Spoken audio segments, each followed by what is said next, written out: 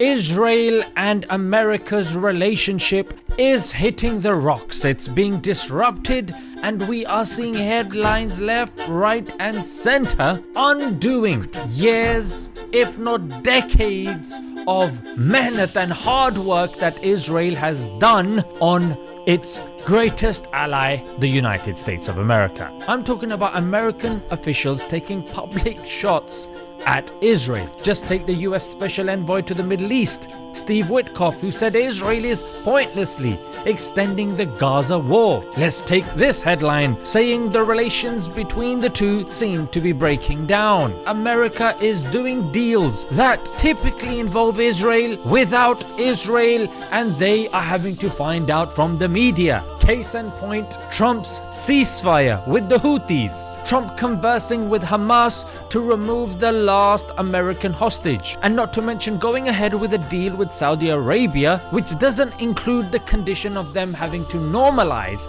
their relations with Israel. Ladies and gentlemen, it will get more juicy. Make sure you are strapped in and ready to go. Assalamu alaikum guys, and welcome to another episode of Smile to Jannah. The first headline I want to draw your attention to is what happened on the 4th of May. This was concerning the National Security Advisor Mike Waltz. He was fired by the Trump administration for plotting with Israel to bomb Iran. Oops! This is the level of back deal access that Israel has and has been utilizing for quite a while. However, this is one such example of America pushing back. Israel's very own Israel Hayom reported the relations between the two breaking down to such a degree that the same newspaper put out this headline, that although Trump may be doing his thing, but he's gonna find it very difficult to get it through Senate. I don't think you guys understand how startling an admission this is. It is of course anti-Semitic to say that Israel controls America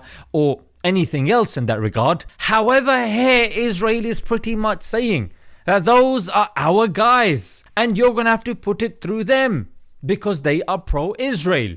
I'm sure, case in point, the Tucker Carlson interview in which his guest said that every politician from the party he mentioned had an AIPAC guy. Now, I don't need to tell you how much Trump has been beneficial to Israel, how much he has done for them. The list is very extensive. However, it seems like Politico is mentioning this has gone on too long for Trump's liking. The harms are now outweighing the benefits and he just wants to get the deal done. As you can see from the headlines, he is giving them now an ultimatum saying, get this done, before I start my Middle East tour.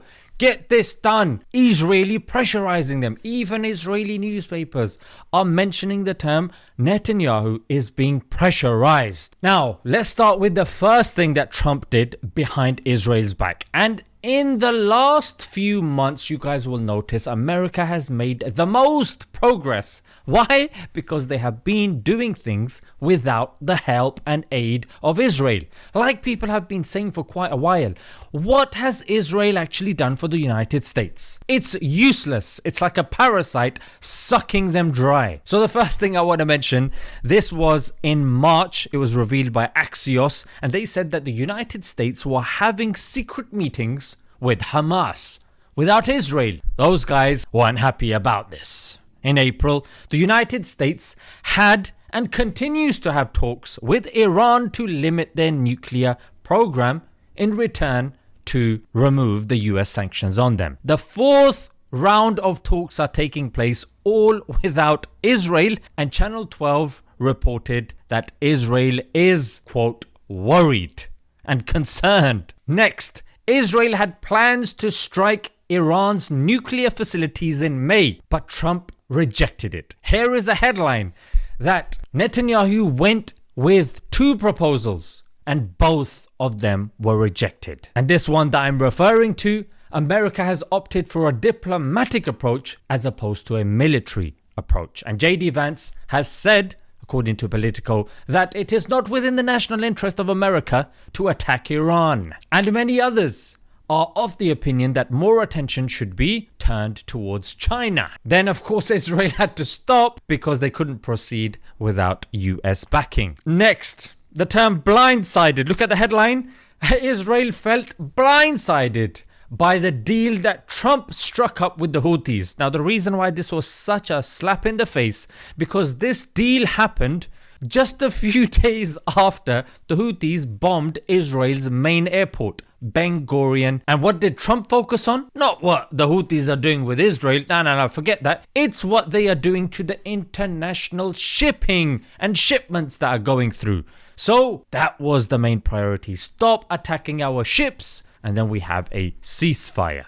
Next, America managed to secure the release of their final hostage, Eden Alexander, with the help of Qatar. People online are furious. Why? Because Qatar's relationship with America again is becoming stronger to such a degree that Qatar is gifting Trump with a jumbo jet that's gonna replace his Air Force One. There's people getting cheesed off on social media, and if I show you the people that are mass tweeting their outrage at this, it is, as you can tell, a lot of Israeli Zionists. I don't know what their problem is, because Qatar is gifting the president with a jumbo jet. What did Israel gift the American people? A plane trip to Epstein's Island. Damn! Where there were minors there. Things were being filmed and recorded and used to blackmail the American politicians and others. So I don't see what these people are cheesed off about. If it was Epstein, no problem. And on top of this, Trump is now currently on a Middle East tour, excluding Israel. Oops! So he'll be going to Qatar, he'll be going to Saudi Arabia, and he'll be going to the UAE. And Saudi Arabia, UAE have been reported as announcing $1 trillion worth of investments in the United States. So that has perked up Trump's antennas, and he realizes that, you know what, these guys are worth doing something with. Those guys just seem to be sucking us dry. And Politico and other newspapers are saying Gaza is high on the agenda. So inshallah, the du'as of the ummah will prevail. And this is the main opportunity for them to leverage the United States to call that to an end. And they did say that peace is on the table with or without Israel, who, like I said, have been publicly berated for extending this war. This is what we've been saying for a long time. You can get the hostages released. You can stop all of this, but you're not choosing to. But now it's coming from America. So the next thing that Israel has been excluded from is the United States was going to give a civil nuclear program to Saudi Arabia. But according to the Biden administration, they had one condition: you have to normalize with Israel. Now with Trump, that's been taken off the table. And when you see other headlines in which the Trump administration is forcing Netanyahu to fall in line, that's just embarrassing. That guy is already struggling natively in his own state, but now he's being embarrassed abroad also. And their buddies, India, also got smashed. Lol. I thought I'd put that in there as well. So everywhere Israel is looking, people are just laughing at them. Yeah, they become a joke. They are no longer a key regional player. Now Saudi is trying to come forward, I think UAE, because Trump is a simple guy. He wants simple solutions. He wants big investment so he can go back and he can gloat about this. Yeah, Trump is not a complicated guy. Ultimately, the guy can be impressed by these big aeroplanes, you know what I mean? And these Arabs seem to have their head screwed on properly. And inshallah, they have heard the cries of the ummah, and they are securing their own hereafter, because the amount of baddawas, the amount of frustrated ummatis of Rasulullah sallallahu alaihi wasallam that have, cried out against them, it is well within their national interest and worldly interest for them to make sure that they bring this Gaza issue to a close. Ladies and gentlemen, what a glorious time to be alive. Inshallah, it materializes into something as well, because to be fair, just like yourselves, I'm a bit cautious with regards to the United States interfering and doing stuff To be honest, we've been let down so many times, and the Palestinians as well. So we pray only to Allah that He grants the Palestinians freedom through whichever means and medium He chooses. And may Allah make it such that we see it in our lifetime. Until next time, Assalamu alaikum.